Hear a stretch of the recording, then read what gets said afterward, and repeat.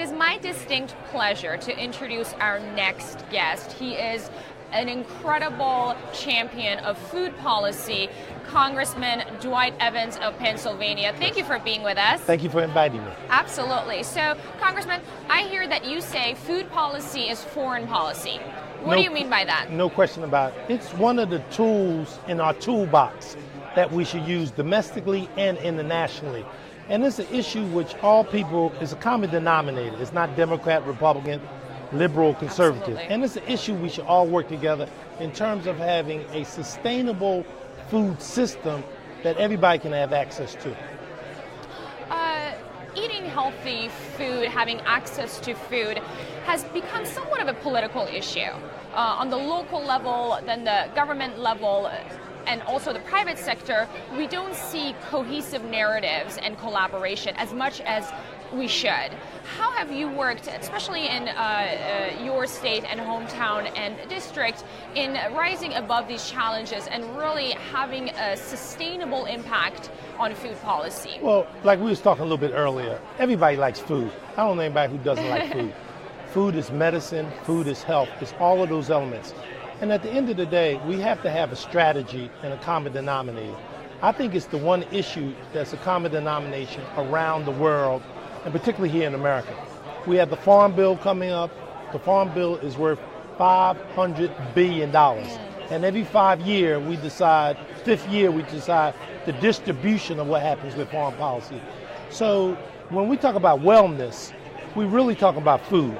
Food is a part of that strategy, and I think a lot of times we just don't spend the time of understanding that.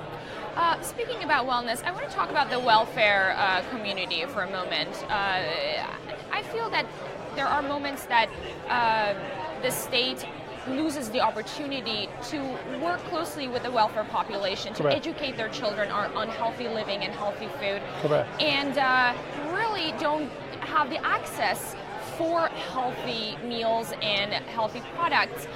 How have you worked on this issue, and where should our country go in the future in addressing the needs of the welfare population? Well, I've tried to do it from the bottom up rather than the top down. Block by block, house by house, Sure. and educate people. And when I say that, it's better to talk about it on the front end rather than back end. Our health system is, you really react when you go into our health system. So I try to talk about the front end, the kinds of foods you eat, what you eat. And it's not that you kind of beat people over the head about it, but you educate them. You explain to them what it means in terms of obesity, diabetic, or those kinds of things. Food strategy, and I think we can do that, but we have to have a champion who raises the consciousness, make sure people understand that. You raised education. Do you think nationwide it's important that our members of Congress on both sides try to work with the education system in pushing healthy food policies in schools and therefore at home? The answer is yes, because clearly you need to understand schools and families are the first responders. Yes. We in Congress react to what takes place. So we can't do it with 435 people, 100 people in the Senate. It starts on the front end. Schools, families, churches, all of them have a responsibility. And, just as we need to build partnerships for the social impact. That's what's very important. And lastly, Congressman, I want to ask you about our former First Lady, Michelle Obama. She was a passionate advocate on food policy and healthy food for children all across the nation, especially in schools.